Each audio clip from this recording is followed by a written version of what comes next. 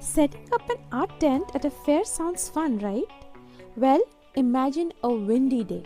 The canopy flaps like it's about to take off, paintings sway, and you're running around with weights and tape. Basically, wrestling with the wind just to keep everything standing. So, if you see an artist sweating it out, here's what you can do. Be patient while we set up. Avoid leaning on the tent or touching the art until it's secured. A kind word or even holding a corner for a second goes a long way. Behind every pretty booth is a mini workout and a lot of love for the art. So, thank you for cheering us on. It means the world on days the wind tries to steal the show.